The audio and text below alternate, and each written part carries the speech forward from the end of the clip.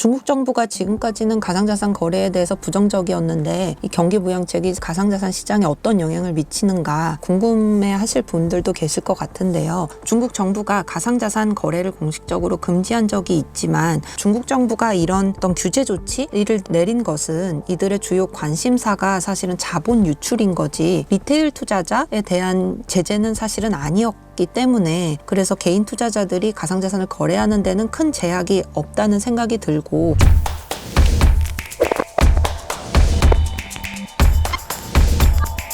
안녕하세요. 코빗 인사이트의 최윤영입니다. 지난 24일이죠. 중국 정부가 금리 인하와 유동성 공급 같은 경기 부양책을 발표하면서 중국 증시가 랠리를 보이는 등 자산 시장이 큰 상승세를 보였습니다. 오늘은 이와 관련해서 중국의 경기 부양책과 이에 따른 시장의 영향, 이야기를 나눠보려고 합니다.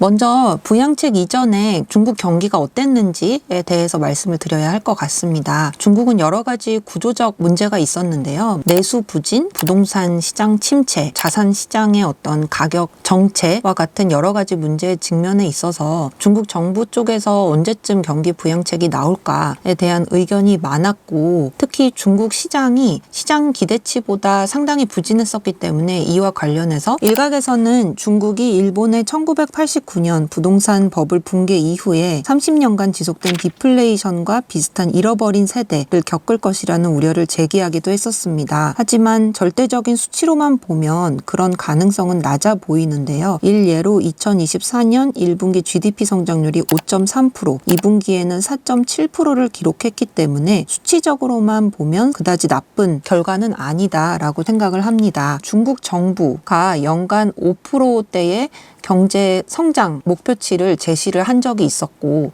그렇기 때문에 시장의 어떤 예측치나 계속 부진한 결과를 나오는 부분들 경제 지표적인 결과에서 봤을 때는 중국 경기 부진에 대한 우려가 높아질 수밖에 없었기 때문에 경기 부양책에 대한 여러 가지 의견들이 많이 나온 상황이었습니다. 중국 정부는 최근에 경기 회복을 위해서 유동성 공급이라거나 아니면 금리 인하와 같은 경기 부양책을 발표를 했습니다. 구체적으로 말씀을 드리면 은행의 지급 준비율을 낮췄고 그리고 대출 금리를 인하해서 1조 위안 정도의 유동성을 확보를 했다고 합니다. 그리고 이 외에도 부동산 시장 활성화를 위한 정책이나 청년 실업 문제를 해결하기 위한 지원도 포함이 되었습니다. 최근까지 중국 증시가 굉장히 부진했었기 때문에 중앙은행 쪽에서 증시 부양을 위해서 유동성을 공급하기도 했습니다. 과거에 어떤 주식시장으로의 자본 유입을 제한했던 기조와는 굉장히 달라진 모습이라고 판단을 하고 있고 그래서 이러한 조치 때문에 중국 증시나 홍콩 증시가 굉장히 큰 폭으로 상승을 했다고 생각이 듭니다. CSI 300 지수라는 중국 본토에서 굉장히 대표적인 시장 지수 중 하나인데 이 지수도 굉장히 큰 폭으로 5일 동안 25%대로 상승을 하면서 굉장히 역대 최대 상승폭을 기록하기도 했습니다.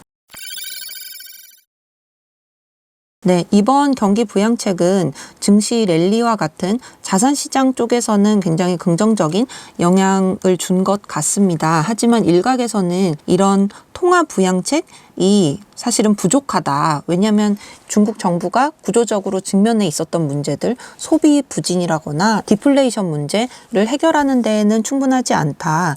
그래서 일부 경제 전문가 분들은 이 조치가 미봉책에 불과하다고 평가를 하고 있고 금리 인하와 대출 비용 절감이 경기 부양의 어떤 시작점으로는 좋지만 금융기관이나 기업, 개인이 신용을 통해서 자금을 확보하려는 필요성이 지금 감소되고 있고 부동산 시장도 정체된 상황에서는 효과가 제한적이라는 의견도 나오고 있습니다. 경제학자들 중에서 전직 중앙은행 고문인 위용딩이라는 분은 정부가 재정 지출도 확대해야 한다고 주장을 하면서 경기 부양책만으로는 경제 성장을 유지하기가 충분하지 않다라고 보았고 또 추가적으로 인프라 투자 측면도 확대가 돼야 된다는 의견을 제시하기도 했습니다. 중국 재무부가 국채 발행을 계획 중이라는 보도가 있었지만 사실은 이 자금이 올해 안에 사용되기는 어렵고 실제적으로 이 국채 발행으로 인한 어떤 유동성 공급이나 경기 부양의 효과는 내년이나 가서야 가능할 것이다 라는 의견도 있습니다.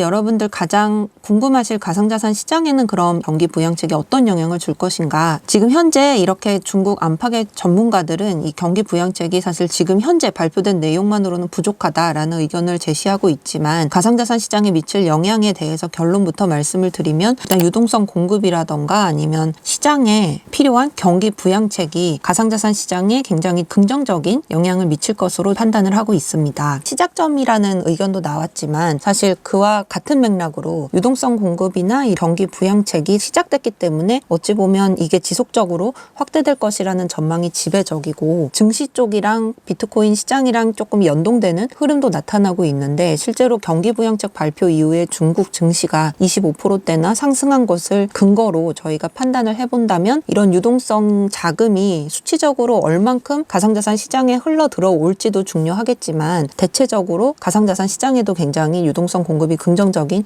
효과로 작용을 할 것이다 라고 생각이 듭니다. 이런 경기부양책 관련 회의라던가 경기부양책 발표된 지난 3에서 5일 동안 비트코인 가격이 실제로 크게 상승하는 모습을 보이기도 했습니다. 중국 정부가 지금까지는 가상자산 거래에 대해서 부정적이었는데 이 경기부양책이 가상자산 시장에 어떤 영향을 미치는가 궁금해하실 분들도 계실 것 같은데요. 중국 정부가 가상자산 거래를 공식적으로 금지한 적이 있지만 월스트리트 저널에 따르면 바이낸스는 2023년 기준으로 했을 때 90만 명의 중국 활성 보유자를 보유하고 있고 월 거래량도 최대 900억 달러에 달한다고 보도를 한 바 있습니다. 중국 정부가 이런 어떤 규제 조치를 내린 것은 이들의 주요 관심사가 사실은 자본 유출인 거지 리테일 투자자에 대한 제재는 사실은 아니었고 때문에 그래서 개인 투자자들이 가상자산을 거래하는 데는 큰 제약이 없다는 생각이 들고 중국에서 가상자산을 사고 파는데 P2P 거래라거나 OTC 플랫폼의 사용이 엄청나게 증가했다는 사실을 근거로 했을 때도 많은 거래가 이루어지고 있다는 것을 짐작해 볼 수 있습니다. 그래서 결론적으로는 중국의 경기 부양책이 이런 주식시장뿐만 아니라 가상자산 시장에도 어떤 상승 요인 중 하나로 작용할 수 있다고 판단이 들고 앞으로도 이런 추가적인 완화 기조가 유지가 된다면 가상자산 시장에 장기적으로 호재로 작용할 것으로 생각을 하고 있습니다.